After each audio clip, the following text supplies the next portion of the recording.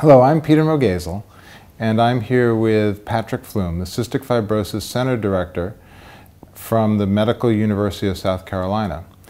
We're at the European Cystic Fibrosis Society annual meeting in Hamburg, Germany. Welcome, Patrick. Thank you.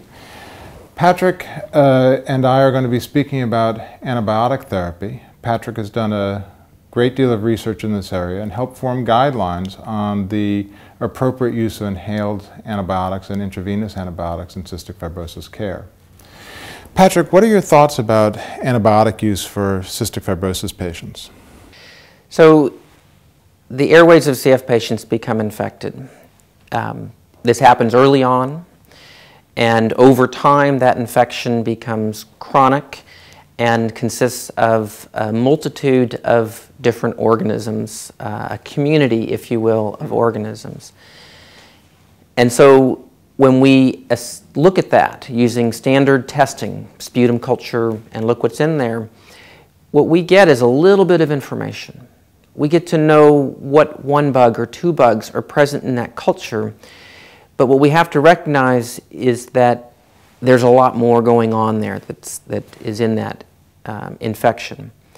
And so when we think about antibiotic use, we're trying to understand how that information helps us better treat our patients. So traditionally we have used that information as if that was the only infection.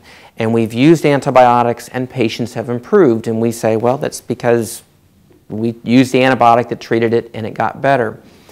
But a fascinating thing about chronic infection like we see in CF is that we'll sometimes get patients whose bugs are resistant to the antibiotics and yet they still get better. And that's what we're still trying to understand is what are we actually doing with the antibiotics? Are we really targeting the bugs that we got in the culture, or is there some other kind of complex arrangement of these organisms which are responding to these antibiotics?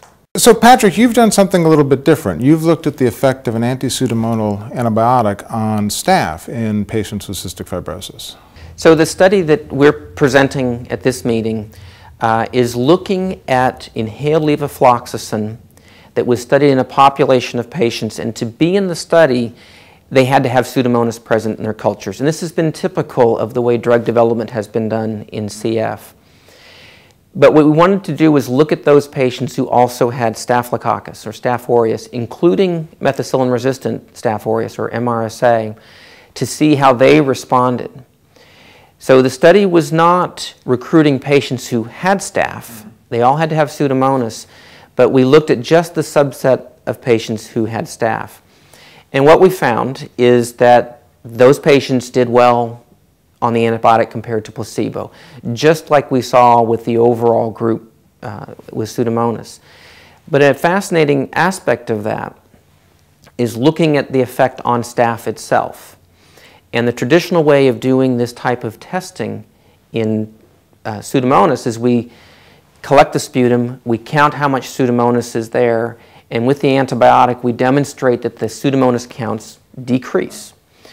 And so that helps us feel like we've targeted Pseudomonas, and that's why they responded. Even though there's no correlation between a change in Pseudomonas counts and the effect on lung function. So when we did the same thing for staph, what we found is there was no change in the staph counts. So one might think it wasn't having an antibiotic response against the staph, and yet they still had improvement in lung function.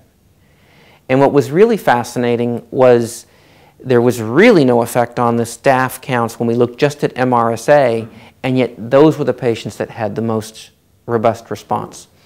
So the two take-home messages from this study is, number one, the presence of staph did not diminish the response that patients had.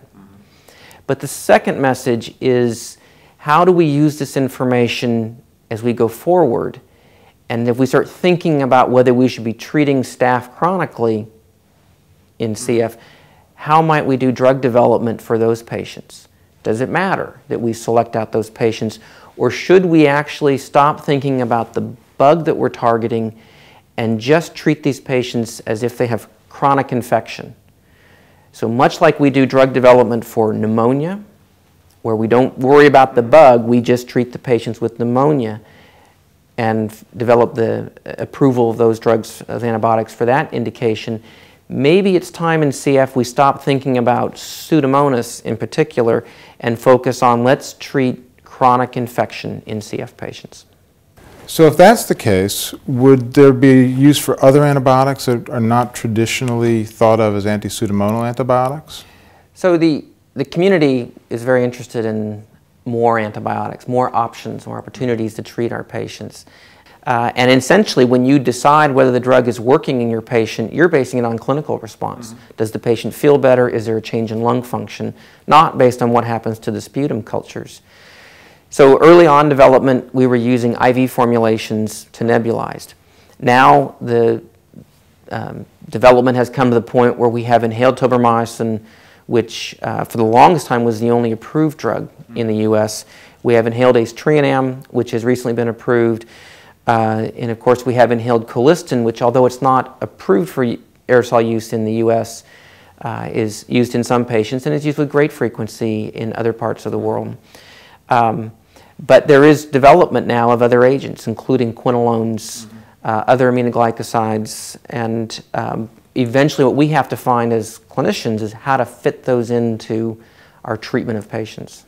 Is there a role for inhaled antibiotics in the treatment of what we think of as resistant organisms, like Burkholderia cepacia or Stenotrophomonas?